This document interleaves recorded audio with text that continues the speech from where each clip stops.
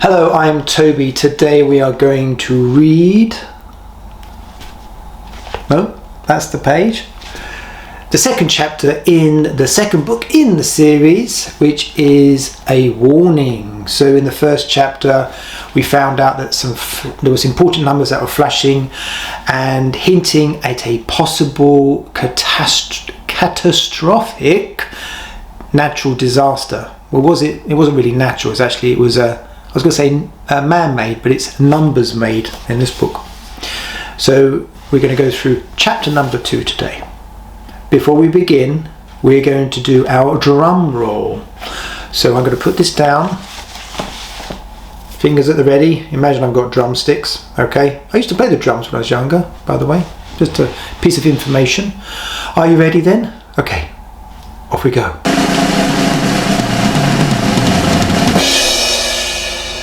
Hopefully that worked. Are you ready then? Let's begin.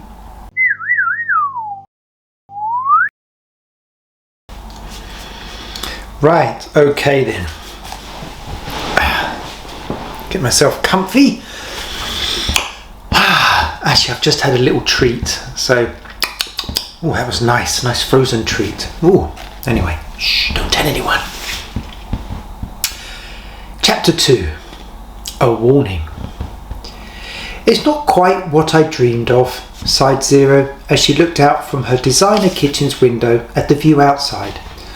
One minute there were lovely green fields and the next a concrete jungle, as well as a very bad smell, said Five, finishing Zero's sentence. I know it's such a shame. Where did we go so wrong? He asked rhetorically. All this concrete around us seems to make the town even hotter than usual. Have you noticed the high temperatures recently? It's just not normal for this time of year. Zero flicked the switch off on her kettle and went to sit back down. It's my fault that something's not right, she confessed. After you got in order, things changed so quickly. It must have something to do with all these things going wrong. We could soon count from 1 to 100 and then to numbers I still can't even imagine. Once we understood how to be in order, we suddenly seemed to have more numbers than ever before, and they all needed places to live, food to eat, jobs, clothes, the list goes on and on. Zero shook her head. We had no choice but to change and expand, and we stopped doing all the good things we'd started doing before. I regret it now. Just like I warned every number before, bigger isn't always better. Do you remember 5? It was a time when 7 was chosen as the next role model. I remember, but it's not your fault, 5 consoled Zero, passing her one of the dairy-free cookies that was sitting on the plate between them. We had to do something. At the time, there was little option. Zero shrugged as she nibbled the edge of her delectable treat. Click, click, click. Zero looked over at the kettle, which had decided to switch itself on and off again a number of times. In fact, see, that's another thing that isn't working as it should. Our electricity. Well, I was over at Teddy Bear Factory earlier and strange things were happening there too, 5 told Zero.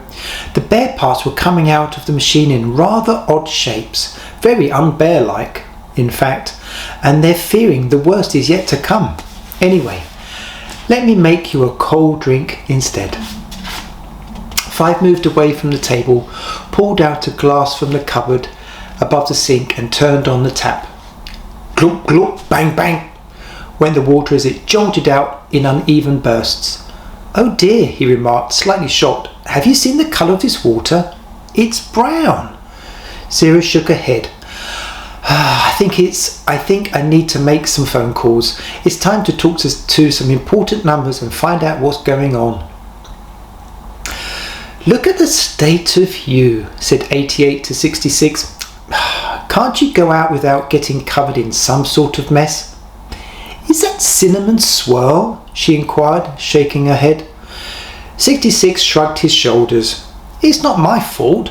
I just seem to attract it, he exclaimed, giving a little smile as he looked at a tray of cakes 88 had just poured out of the oven. They were now sitting on the counter. It made me a bit peckish walking to C24 earlier. I don't suppose you have one of your lovely, delicious, super tasty treats going spare? He asked. They do look rather lovely and no one makes them quite like you do. I suppose so, giggled 88, feeling flattered.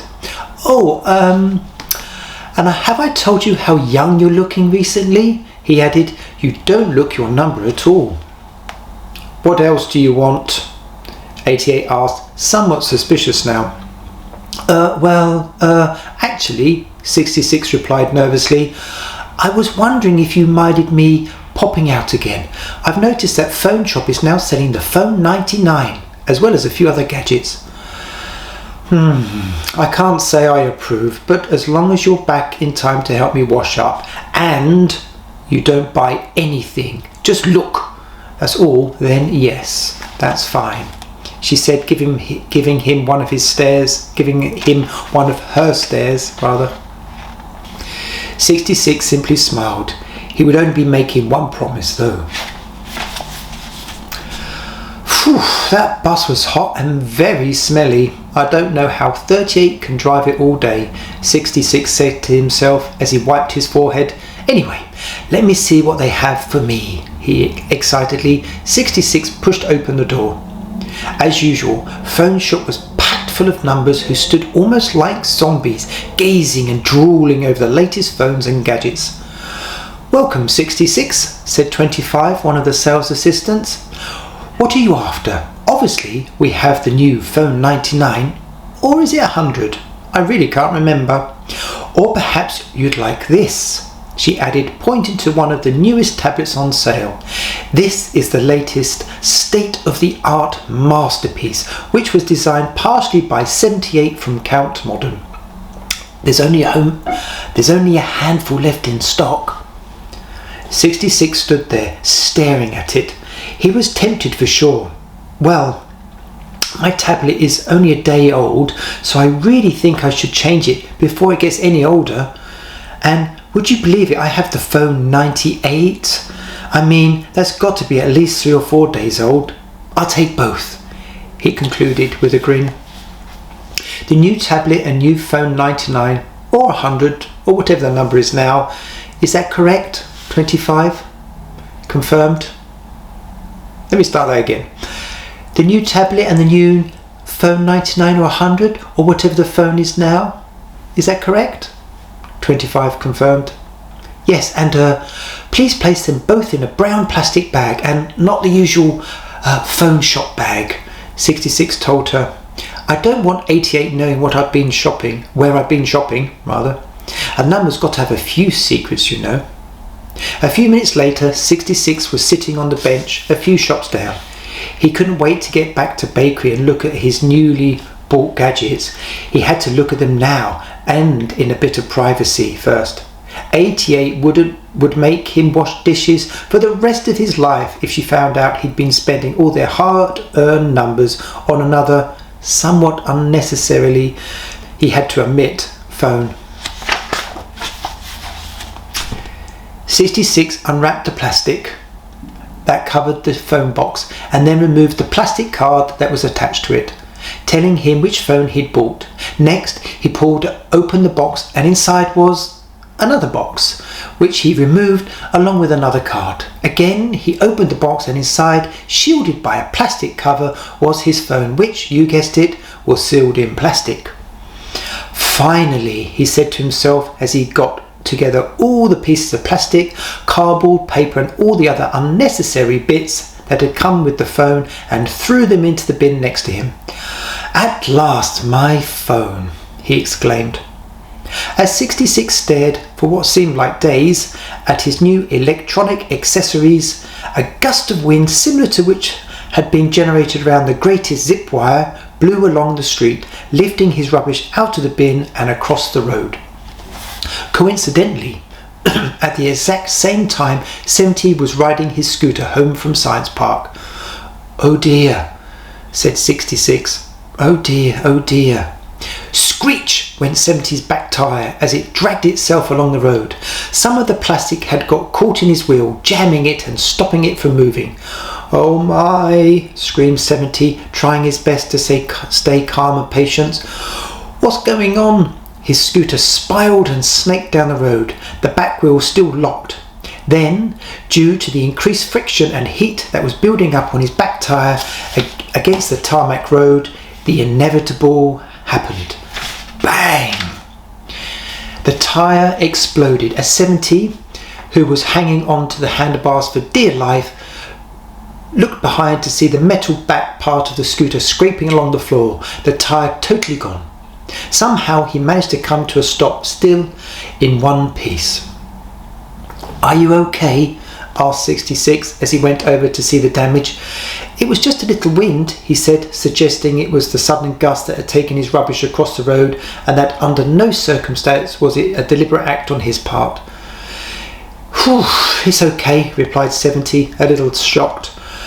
"There's been a lot of hot, windy days recently. Very unnatural if you ask me." Speaking of something unnatural and perhaps a little disturbing, a moment later they heard a scream coming further up Town Road. It was 70's friend, 21. "Oh, oh," she cried as she came running, not with the punch repair kit like she had done once before, but in fear and terror as she raced towards 70 and 66, the latter holding firmly to his new phone. "I've seen a monster," she yelled. "I've seen a monster at Teddy Bear Factory." Seeing that 21 was being supported by 70, 66 quickly dashed in the direction of Teddy Bear Factory, his phone and its camera at the ready. "Oh my," gasped 66 as he entered the shop. "Is that what I think it is?" he asked 56, the owner. "It has 3 heads and it's ginger," he added in shock. His surprise, however, didn't stop him whipping out his phone to take a few quick clicks. Moments later, he had posted the first picture of the beast online, a warning to all to stay clear. 84's tablet was on the table, and on it were the important numbers. 0 to 10 sat in order around Zero's kitchen table, along with the numbers from both Science Park and Power Station. They all looked at the tablet, wondering what these new numbers meant. "Well," began Zero, looking concerned, "these important numbers don't look good." Again, Zero glanced down at the tablet. "It's what I feared. The numbers show that the water we use and drink daily is dirty and polluted, as well as having plastic in it. The numbers also say that the air we breathe is filled with horrible gases, which is why a few of us have started coughing. They also state that the temperature is getting hotter day by day because we're burning too many fossil fuels, such as coal, for energy, as well as using it for fuel in our cars. It's also due to us cutting down lots of lovely green trees which breathe out oxygen, replacing them with grey concrete flats. The important numbers also suggest that we have rubbish piles growing to the size of mountains. Most importantly though, I feel it's all my fault," she reflected, just as she had done with 5. "It's not your fault, voice 9, it's all our faults. We just need to think how we can change things, how we can change these important numbers for the better." "We have to stay positive," agreed 1. "If there's anything I could do, then let me know." "Well, I think we all need to play our part," responded 0, taking a bite out of another dairy-free cookie. "So what does this all mean? What do the important numbers actually say?" asked 7, trying to be as helpful as ever. "Well," said 32, "we've also wondered what these important numbers add up to. They're greater than the sum of their parts, it seems. Individually, each of these parts can be controlled. However, if they all keep increasing, then there'll be no way back. They'll combine to create a disaster, a catastrophe, a terrible end for us all." There was silence as they all reflected on the seriousness of the situation. "However," added 0 with a glimmer of hope, "these important numbers aren't in the red, they're in amber, the colour before it, so it could be worse, but we really need to get back to green, which is a safe and healthy zone. This can be done by changing our habits. In fact, just by making little changes, we can make a huge difference." "We are all greater than the sum of our parts," said 7 with a smile. "If each of us do a little bit to help, together we can do something great." "That's it. exclaimed Zero in agreement.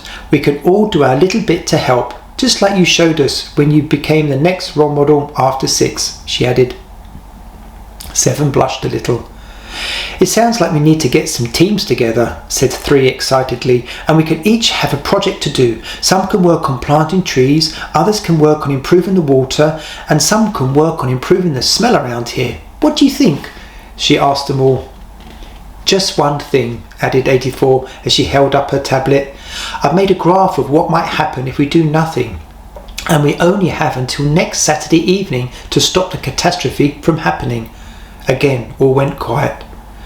Zero took a deep breath as she finished the last of her herbal tea.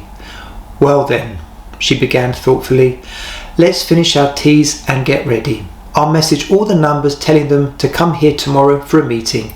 Even though it's Saturday tomorrow and therefore a holiday for a lot of us, this is far more important. These important numbers have been a warning to us all. Now we must all play our part in making them change.